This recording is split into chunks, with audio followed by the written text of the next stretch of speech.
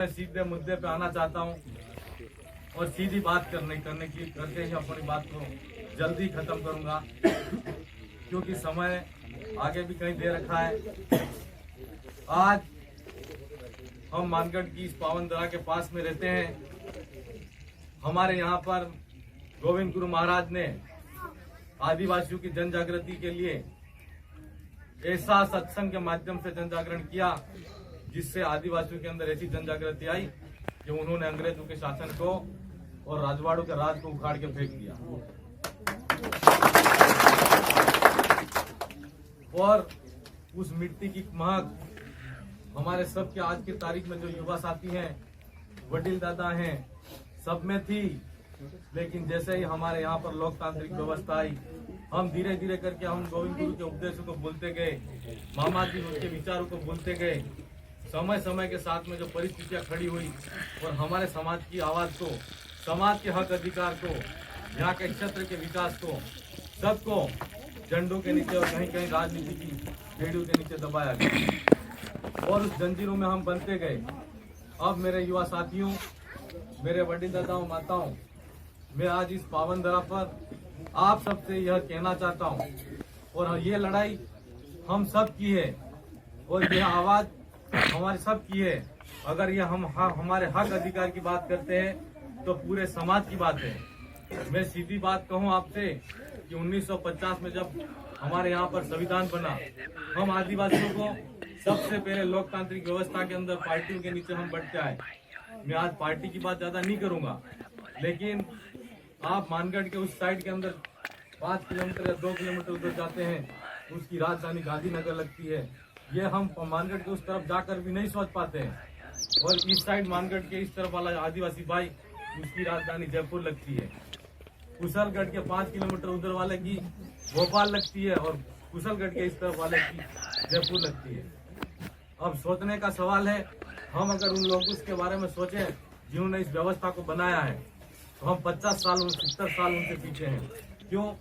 उस समय 1913 में जो आंदोलन हुआ, उस आंदोलन को हमारे सत्संग और आजादी का आंदोलन का नाम दिया।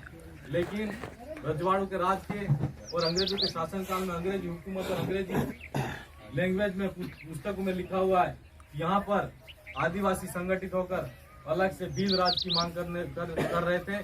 कि वही मांग आज हम फिर से पुनः दोहरा रहे और भील प्रदेश की मांग कर रहे हैं। कोई नई बात नहीं है। हमको ऐसा लगता है कि हम ये नई बात कर रहे हैं, लेकिन 1913 के आंदोलन को पुनर्जीवित किया है और उसी आंदोलन को हम फिर से जगाकर युवा साथी, वडील दादाओं सबसे आशा उम्मीद रखते हैं कि यहाँ पर हम तीनों राज्यों के अंदर रहने वाला आदिवासी, चाहे पूरे भारत में रहने वाले आदिवासी के साथ में कोई भी शोषण अत्याचार होता है, तो हमको उसके लिए आवाज उठाने की जरूरत है। और जब तक हम उसके लिए आवाज नहीं उठाते हैं, तो हमको सोचने की जरूरत है कि 70, 73, 74 साल के अंदर लोकतांत्रिक व्यवस्था आई, हम लोग आजाद क्यों कहते हैं, लेकिन हम हमारे विचारों के अंदर हम हमारी आदिवासी समाज की बात नहीं कह रहे हैं। पूरे जो भी जिसके साथ में शोषण होता है, जिसके साथ में पीड़ा होती है, उसके लिए अगर हम बोल नहीं सकते तो कोई बात नहीं, लेकिन बोलने वाले आदमियों की और जो सोचने वाला आदमी है, व्यक्ति हैं, उनकी आवाज को हमको सुनना चाहिए कि नहीं सुनना चाहिए। लेकिन हमारे सोचने की और बोलने की क्षमता को इन लोगों ने दबा दिया। इसकी वजह से ना तो हम बोल सकते हैं, ना ही सोच सकते हैं। और कुछ बोलने वाले लोग हैं, उनको ना बोलने दिया जाता है, ना सुनने वालों को सुनने दिया जाता है।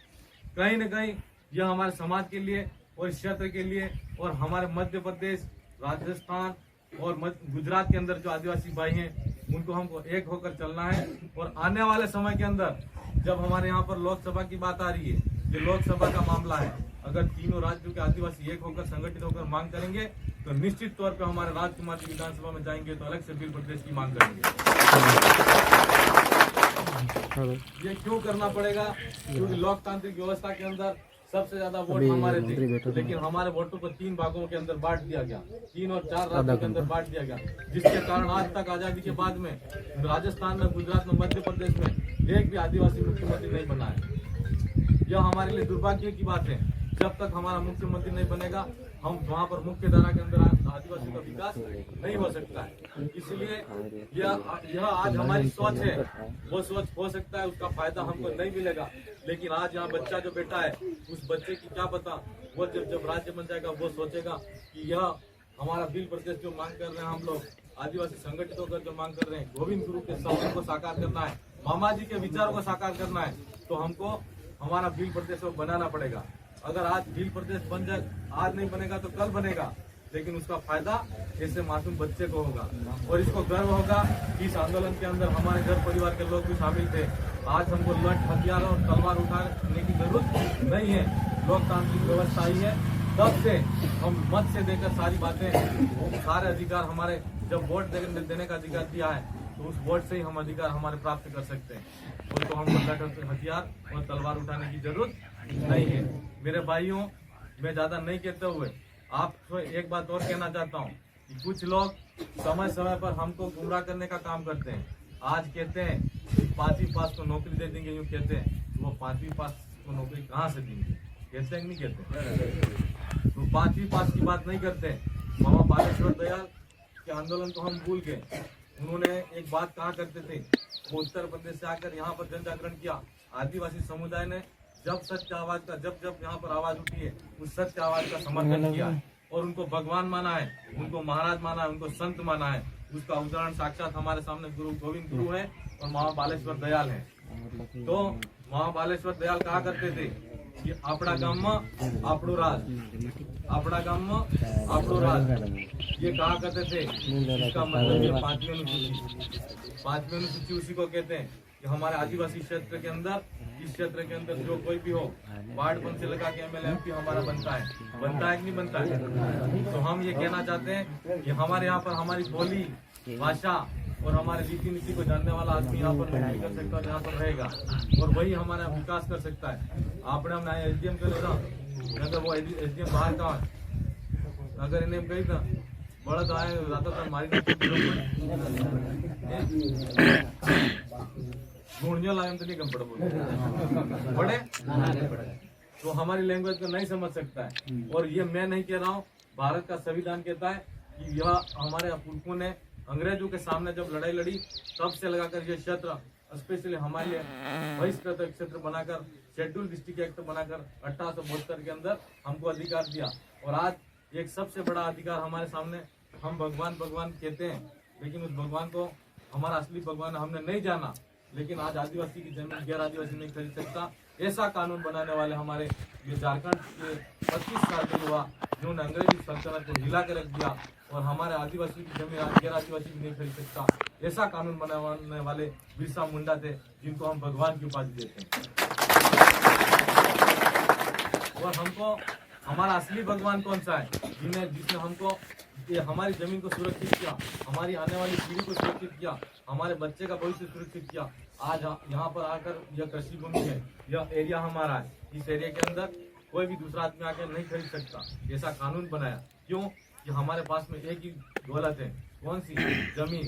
और जल जंगल जमीन का नारा सबसे पहले बिरसा मुंडा ने दिया और बिरसा मुंडा के आंदोलन से प्रेरित होकर पूरे भारतवर्ष के अंदर आजादी का बिल्कुल बाजार, आजादी के अंदर सबसे पहली लड़ाई लड़ने वाले बिरसा मुंडा जी थे, जिन्होंने 25 साल के अंदर अपनी क्रांति और अपनी मांग इस भारत देश के अंदर महकाई और अंग्रेजों को भारत छोड़ के जाना पड़ा। तब 1913 के अंदर जो आंदोलन हुआ और यहाँ पर 1919 के अंदर महात्मा गांधी आए थे। महात्मा गांधी जब आए तो उन्होंने देखा कि रोड पे, सड़क पे जो लोग खड़े थे, उस पे सारे लोगों ने पूछा कि कौन आदमी है जो मतलब खाली धोती पहन कर पूरा नग्न अवस्था के अंदर है। तो गांधी जी ने पूछा तो लोगों ने बताया इसका नाम बिरसा मुंडा है। जो आदमी 25 साल की उम्र के अंदर, 25 साल की उम्र के अंदर अंग्रेजी हुकूमत को हिला कर रख दिया। तब से गांधी जी ने भी फिर दांडी यात्रा निकाली और उन्होंने खुद ने धोती पहन के, वो कोट पैंट टाई वाला आदमी था, बैरिस्टर था, फिर भी उन्होंने उसको छोड़कर धोती पहन के पूरे देश के अंदर दांडी यात्रा के नाम से पूरे देश में आंदोलन चलाया और वो आंदोलन सफल हुआ। इस देश की आजादी के आंदोलन का जनक भगवान बिरसा मुंडा है मेरे भाइयों, ये आपको समझना। आज 15 अगस्त तो 26 जनवरी हम सबकी जयकारे लगाते हैं, लेकिन हमको हमारे पुरखों को भी याद करना है। उनके उन्होंने अगर जितने नाम कमाए हैं उनकी याद, कहीं सार्वजनिक मंच होते हैं, उस मंचों पर कहना पड़ेगा, तब जाके हमारा बच्चा ऐसा बच्चा होगा वो जानेगा कि हमारे पुरखे भी इस आजादी की लड़ाई में और देश के आंदोलन के अंदर जिन्होंने इस देश की आजादी के अंदर आंदोलन किया और अपनी जान गंवाई। तो अगर हम नहीं कहेंगे और जयकारे लगाते रहेंगे तो निश्चित तौर पर ये बच्चा नहीं समझ पाएगा बिरसा मुंडा कौन था, कटिया मामा कौन था। मैं ज्यादा सामाजिक बात नहीं करते हुए आप सबको ऐसा कहता हूँ कि हम सबको एक होकर लड़ना है और एक होकर जीतना है। अगर हमारे हक अधिकार की जब बात आएगी, चाहे मुंद्री की हो, कांदेला की हो या किसी भी क्षेत्र के आदिवासी समाज की या किसी भी भाई जिसके साथ में शोषण होता है, हम 24 घंटे के अंदर आप 24 घंटे में एनी टाइम आप मुझे कॉल करोगे, हम आपके लिए सेवा के लिए उपलब्ध रहेंगे। आपको कोई डरने की जरूरत नहीं है। और मैं मेरे जीवन के अंदर भगवान बिरसा मुंडा को सबसे बड़ा आइडल मानता हूँ। मेरे जीवन के अंदर अगर कोई आदमी है जिसको मैं सबसे ज्यादा प्रेरणादायी मानता हूँ, वो भगवान बिरसा मुंडा मेरे भाई। उस व्यक्ति ने अंग्रेजों के सामने लड़के जो ताकत दिखाई, वही ताकत हम सब युवाओं के अंदर आज की तारीख के अंदर है। और इस बागीधरा विधानसभा के अंदर हमने वो ताकत खड़ी की है, युवाओं ने और बुजुर्गों ने सबने मिलकर वीडियो बागीधरा विधानसभा गाँव के अंदर ढोल बज रहे हैं। और एक दिन ऐसा डंका बजेगा कि आजादी का बिल्कुल बागीधरा फिर से बजेगा। हम खुल के जाजम व्यवस्था का समर्थन करते हैं, खुल के जाजम पर बैठ के बात करना चाहते हैं कि हमारे समाज के सामने क्या समस्याएं, जाजम पर बात होनी चाहिए। कोई ऊंचा नहीं होना चाहिए, कोई नीचा नहीं होना चाहिए। समाज का बना हुआ नेता समाज की जाजम पे होना चाहिए, न कि आप ऊंची कुर्सी पे जाकर हमारे समाज को दबाने का काम करते। ऐसा नेता जो हमारे समाज में कोई जरूरत नहीं है। मेरे भाइयों, मैं आपसे ज्यादा कुछ नहीं कहते हुए एक बात और कहना चाहता हूँ कि आज यहाँ पर गोंदरे पे आए हैं, यह जगह छोटी दिख रही है। आप सबका आशीर्वाद, सहयोग, प्रेम रहा तो इसकी और बड़ा करेंगे और अच्छा करेंगे।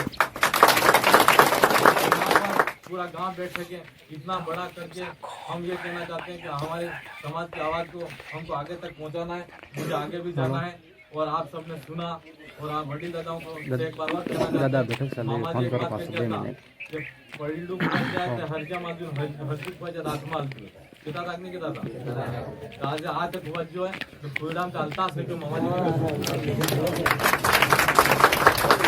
उन्होंने भैरव जी जैसे मंदिर में जाकर जगह जगह जहाँ जहाँ भी है सब हमारे समाज के भाई और माताओं बहनों को आज होता करके भगवान खवाड़ा है।